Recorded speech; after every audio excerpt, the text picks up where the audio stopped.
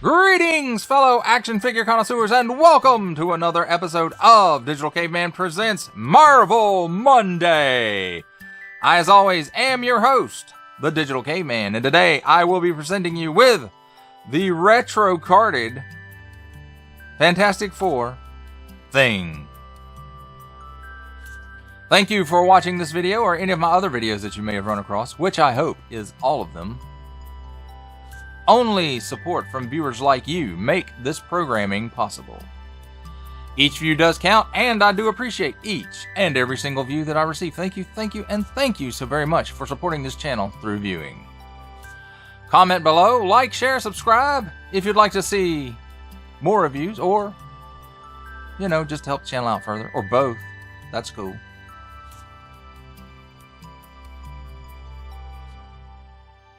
And don't forget to ding that bell so that in the future you will be notified as my new content becomes available. And with all that said, let's get into it. And as we normally do here on Digital Caveman Presents, let's start with a look at the packaging. And 4 and Up Marvel Comics, the greatest Marvel Comics symbol.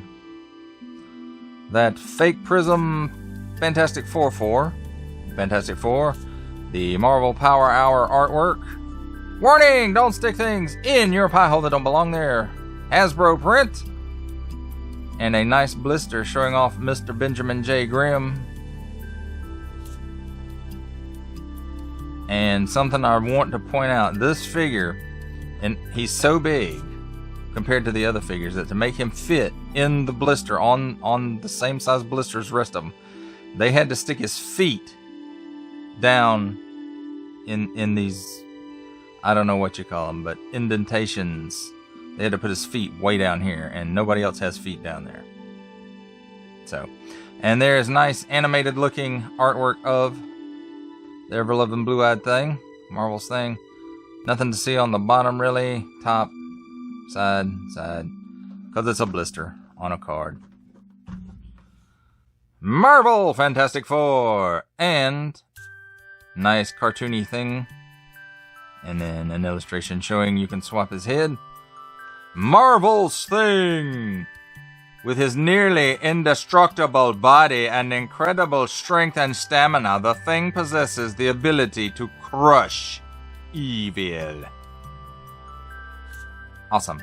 There it is in some other languages that I do not read. Fantastic Four. Also look for the cross sale.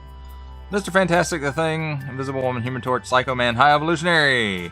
Each sold separately, a subject to availability. Recycle print, Hasbro print.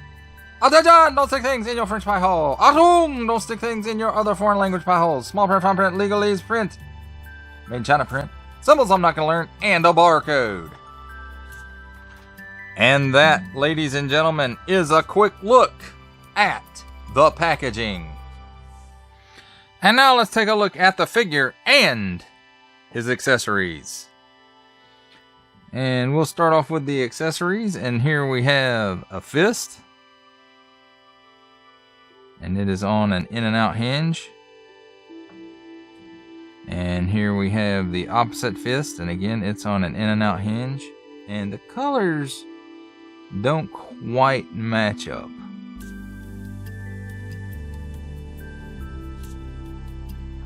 And then here we have his alternate head. Let me get the handy dandy tweezers out so we can take a look at it. And as you can see, it's the same brow that the other head has on it. Which is, and we'll take a look at brow differences when we get to the comparisons. But this is more of the animated style brow. And I'm not a super fan of it, but it is okay. And this, of course, is his angry face. And look at those blue eyes, because you can't have the ever-loving blue-eyed Thing without those beautiful blues. That does it for the accessories. Let's take a look at the figure. And, of course, he is orange and rocky. And again, adjust the camera just a little bit. Look at those piercing blue eyes. And again, it's the same brow as the other head. And again, like I said, we'll get into that when we get to the comparisons.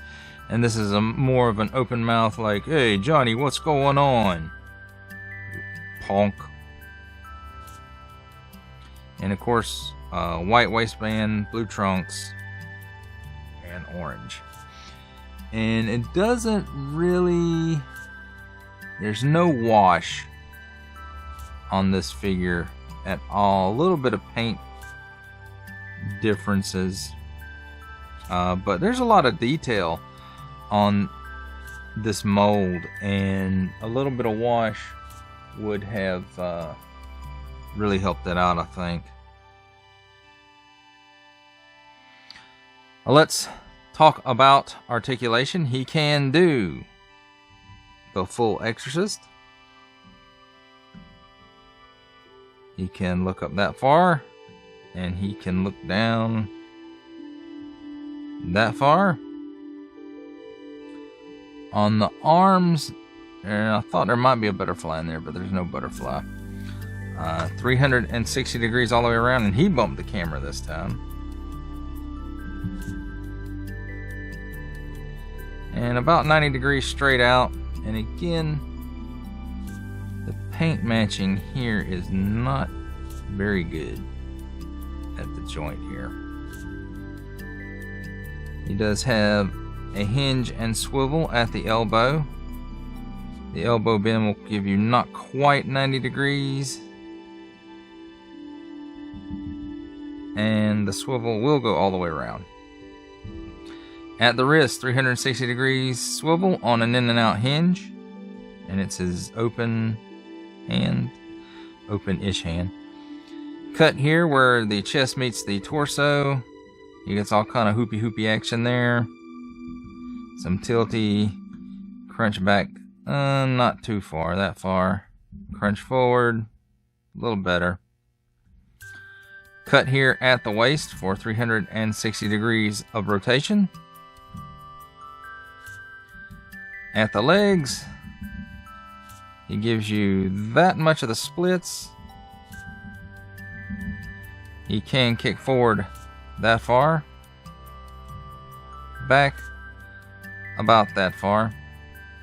Cut here at the upper thigh for another 360 degrees of rotation.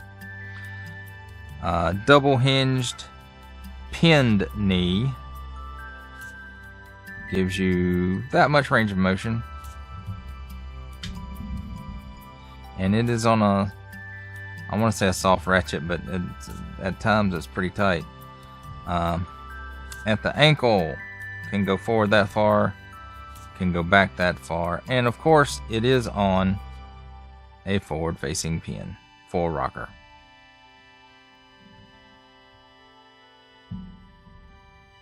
And that, my friends, does it for a look at the Thing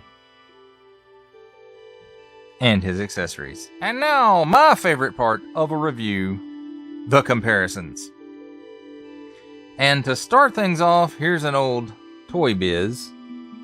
I have quite a few old Toy Biz things to show off. This one happens to be the first appearance thing. So this is kind of the more Kirby-esque appearance from the beginning of the Fantastic Four before he kind of evolved into this, where it was more rocky and less kind of mushy. Although this one is more scaly looking than mushy. But as you can see, the differences in the face, and you see the brows.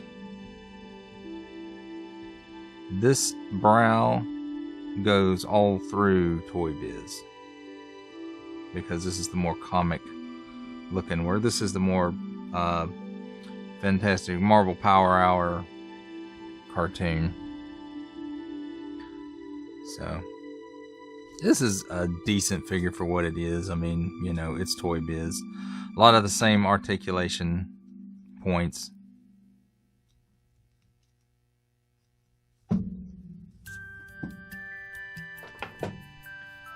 And next up, I think, is this Toy Biz one is the Series 1 thing.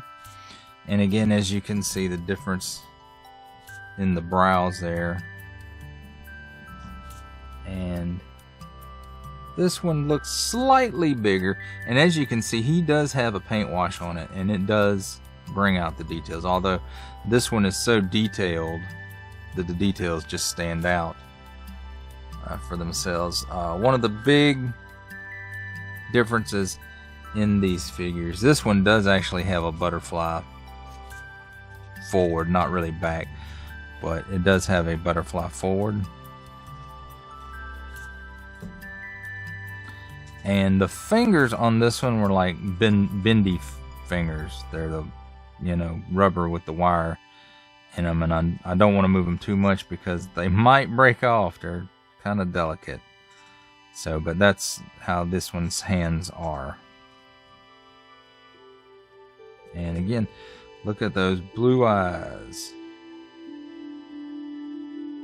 and the scowl on that face. Alright, next up we have a Toy Biz. This is a variant of that thing. This is in disguise, but he does, under the jacket, he does have the white waistband. Is this one, not like the one we just looked at, where he had the black waistband. And again, you know, he has the same wash and the same face and brow and stuff. And of course, doesn't really fit. So, but of course it wasn't made to. Now, a big difference in this one and the last one is this one doesn't have bendy fingers. He has jointed fingers, but you know, that's about as far as that one opens up. So, you know, you pretty much stuck with a fist on that one. This one, it's a little better. So, you know, you don't see a whole lot of this finger articulation within Marvel Legends anymore. But there he is, being Grim in disguise, covering up his baby blues there. And here, excuse me. Here's our last Toy Biz thing, which is pretty much, he's the same as the disguise version, only a different head, and of course no disguise. But these two share the white waistband, and again you see the hands, and this one has a wash on it, and he's a much darker orange, and I think that's a lot because of the wash more than the actual color, but the color it does have something to do with it too. And again, mostly they have the same type of articulation, only single jointed knees on the Toy Biz, and of course it does have that forward butterfly joint where this one does not. And again, you know, I mean, look at the face sculpt on this guy. There were some pretty bad Toy Biz face sculpts, but the Thing was usually not one of them. I think they always did a great job on Ben.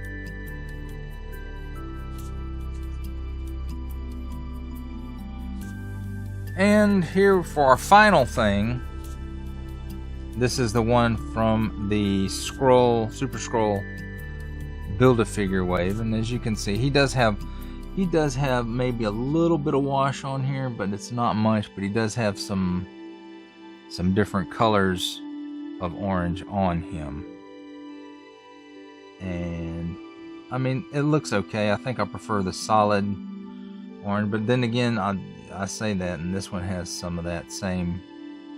It's just not quite as noticeable, especially on the head. You see how this one has it on the head going down the face. This one really doesn't. And this one is a little bit more of a darker orange, so I don't know if a head swap would really work on it, but then, you know, this is what I'm talking about with the brow difference. You see how this one just kind of goes, and this one's actually rocky brows.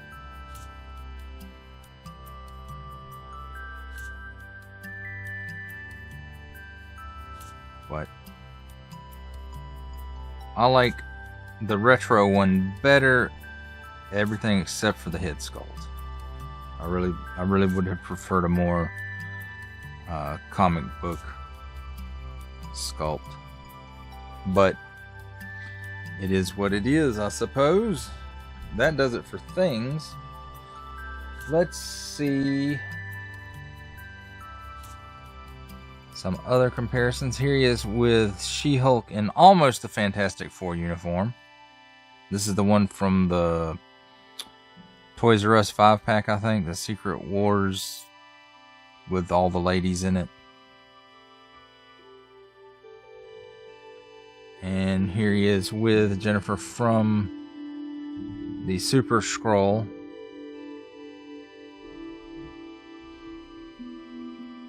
Build a figure, wave.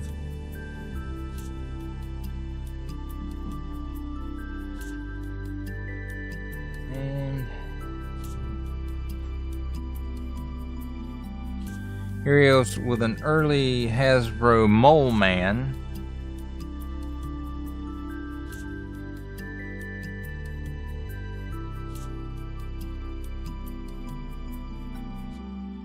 Here he is with the retro carded Doctor Doom.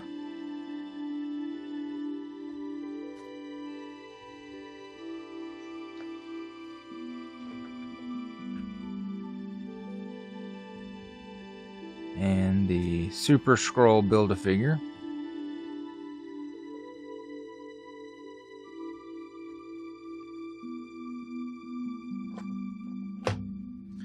And retro carded Sue Storm.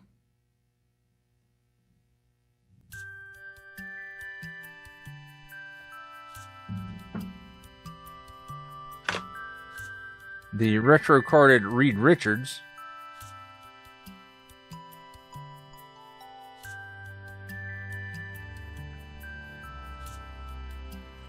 Retro carded Human Torch.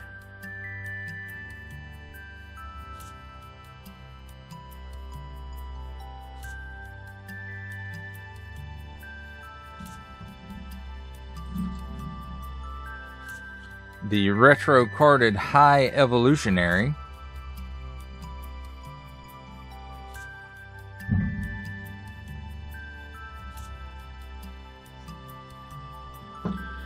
And the retro carded Psycho Man.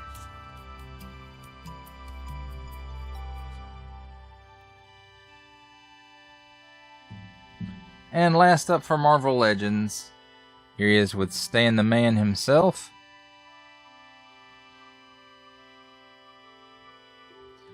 And how he compares up with other lines from Star Wars The Black Series. Here is the Archive 501st Clone Trooper.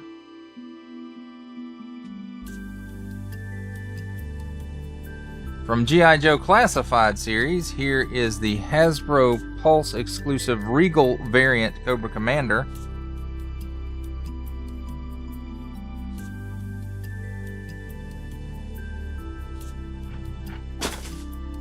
And I got stuff falling everywhere. And for some 7-inch goodness, we have the McFarlane Toys DC Multiverse Batman Beyond. And that, my friends, completes the comparisons. For final thoughts on the Fantastic Four retro-carded Benjamin J. Grimm The Thing, the ever-loving blue-eyed thing, I like everything about this figure. The only real complaint I'd have is just the brow on the head sculpt. I would have liked a more comic-looking one. I'm sure there's probably at some points in the comics he looks like this. I hope they do continue on with the retro carded figures, because there are some others that I would like to see. Maybe She-Hulk in her Thing costume, the mutated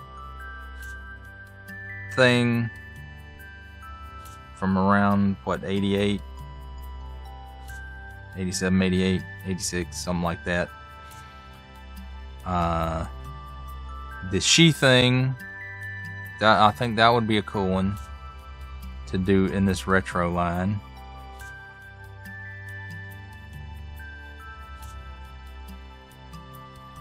Oh, actually, there was 2 versions of her, maybe? I don't know. But also, I'd like to see him do a Sharon Ventura before she turned into the She-Thing. That would be a cool figure to do, too. There's a long list of figures that they could do for the Fantastic Four retro line, and not necessarily having to do with the Marvel Power Hour versions. Well, that does it for the review. I hope you enjoyed it. I enjoyed making it. Only support from viewers like you make this programming possible. Each view does count, and I do appreciate each and every single view that I receive. Thank you, and thank you so very much for supporting this channel through viewing. Comment below, like, share, subscribe if you'd like to see more reviews, or just help the channel out, or both. That's cool too. And don't forget to ding that bell so that in the future you will be notified as my new content becomes available. That's a wrap, folks. I'll see you next time.